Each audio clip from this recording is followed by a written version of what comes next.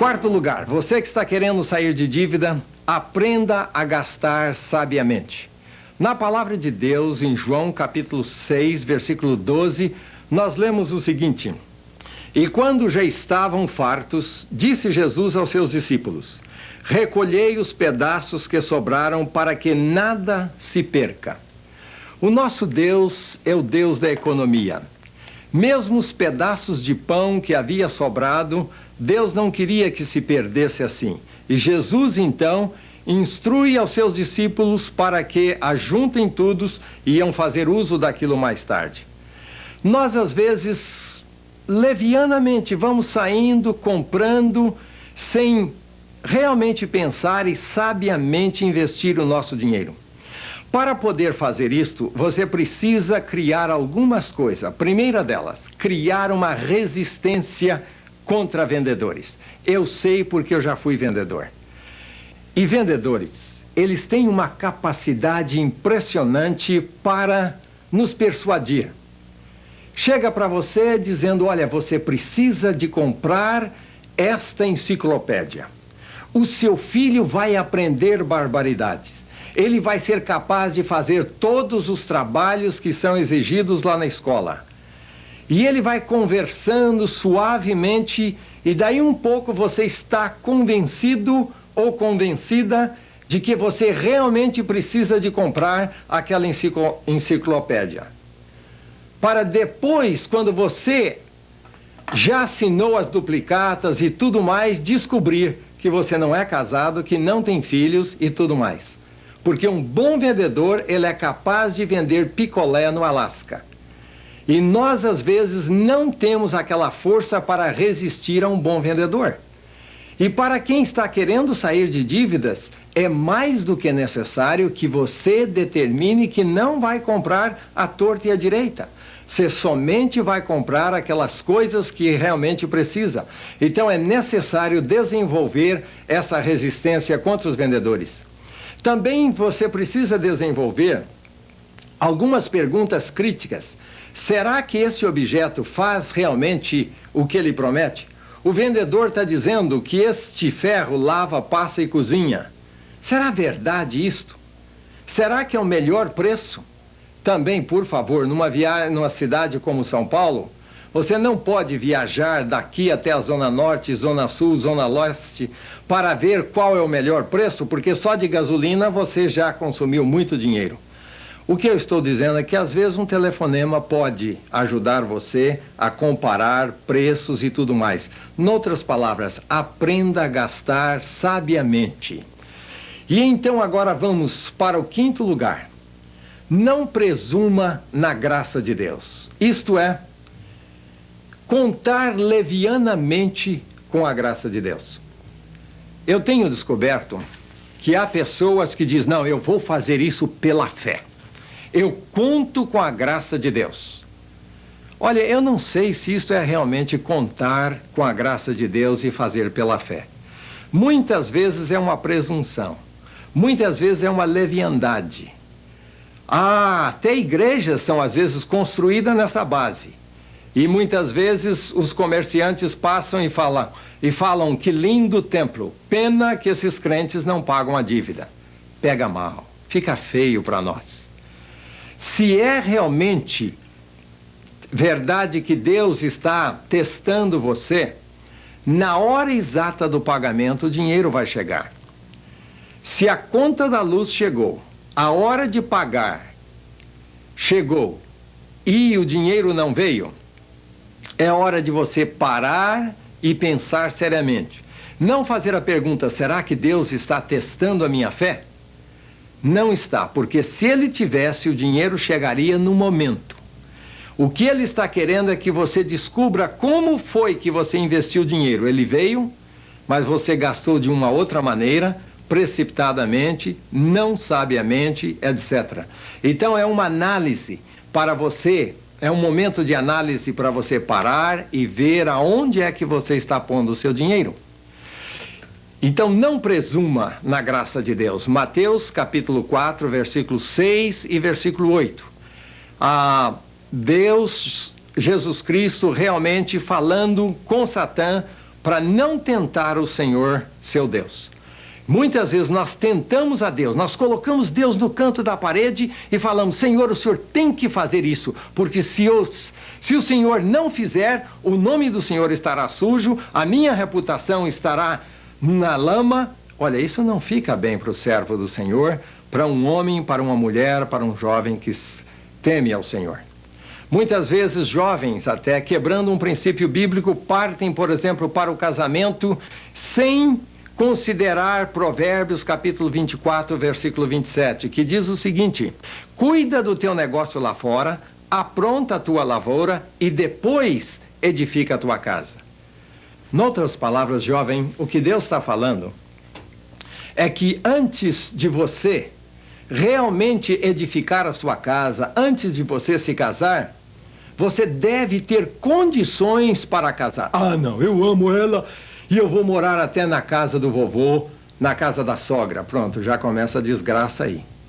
Porque você não considerou seriamente um princípio bíblico em Provérbios 24 e 27. Isso significa não que você tenha que ter uma boa casa, um bom apartamento. Significa que você tem condições para alugar um apartamento pequeno ou grande, uma pequena casa, mas você está realmente preparado para se casar. Não case devendo. É uma tristeza. Muitas vezes você sai para a lua de mel e, na medida que você está voando, você sente a prestação daquela passagem de avião já nos lábios. Você nem pode beijar a sua nova esposa agora. Depois chega em casa, de volta, quando você abre a geladeira, ela diz Salim, Najib, prestações e prestações. Aí toda a alegria vai embora. Muito cuidado para você não cair nesse grande erro. E uma sexta coisa então, aprenda o segredo da respiração financeira. Você está querendo sair de dívida? Está acertando passo a passo que eu estou falando aqui? É necessário você aprender esse grande princípio da palavra de Deus que aparece em Filipenses, capítulo 4, do versículo 10 ao versículo 13, e eu vou ler para você. Então, Filipenses 4, de 10 à frente. Alegrei-me sobremaneira no Senhor, porque agora, uma vez mais, renovaste a meu favor o vosso cuidado, o qual também já tinhais antes, mas vos faltava oportunidade. Digo isto não por causa da pobreza, porque aprendi a viver contente em toda e qualquer situação. Tanto sei estar humilhado, como também ser honrado. De tudo e em todas as circunstâncias já tenho experiência, tanto de fartura como de fome, assim de abundância como de escassez. Tudo posso naquele que me fortalece. Eu sei que esse último versículo da Bíblia é bastante conhecido, mas do versículo 10 até o versículo 13 há um princípio bíblico sobre finanças que nós realmente precisamos aprender e viver e praticar na nossa vida. Paulo está dizendo ali que ele aprendeu o segredo de ter muito e ter pouco, de estar alegre quando ele tem muito e também contente quando ele tem pouco. Traduzindo isso numa outra linguagem, vamos ver se nós apreendemos o princípio envolvido ali.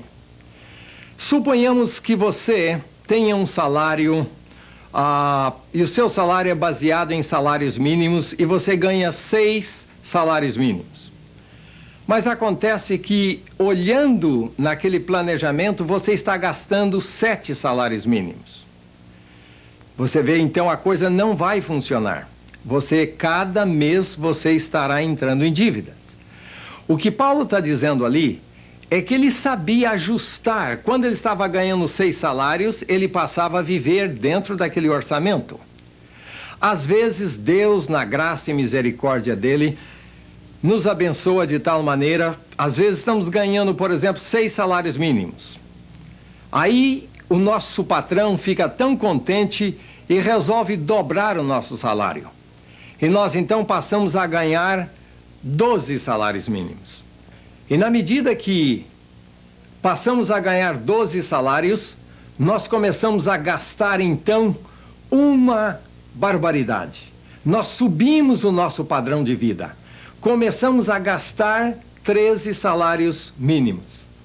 Olha, isso não vai nos ajudar.